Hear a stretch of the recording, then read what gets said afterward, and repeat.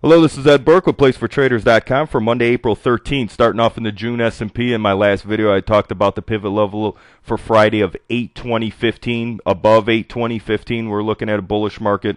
Below 820.15, we're looking at a bearish market. I had the first line of resistance up at 829. The second line of resistance up at 834.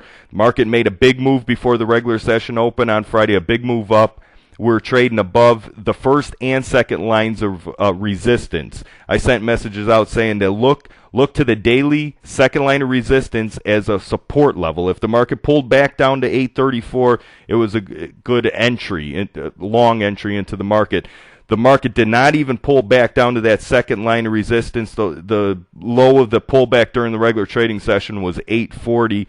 The market closed up 30 points at 852.60, just off the high of 854.5. Very strong day on Friday. What I'm looking at for Monday is the pivot level of 843.5. We need to stay above 843.5 in the June S&P for Monday for a bullish market. Below 843.5, we're looking at a bearish market. For resistance, I have the first line of resistance up at 864.5. The second line of resistance up at 876. For support, I have the first line of support down at 832. The second line of support down at 811. Now I also have weekly pivot numbers in here. That weekly pivot is 820.15. Market needs to stay above 820.15 for a bullish market on a weekly time frame.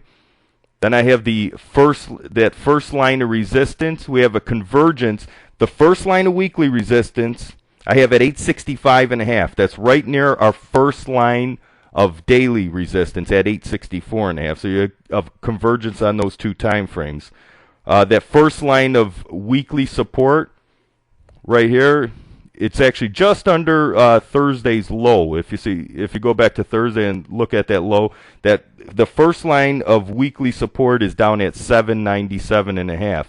I've been talking about on the relative strength index, overbought, oversold oscillator. We still have this flattening out on the relative strength index. We just keep approaching that overbought area, and it keeps failing back. So, keep your eye on indicators like that, but obviously let the pivot numbers dictate which direction you're going to trade in the market.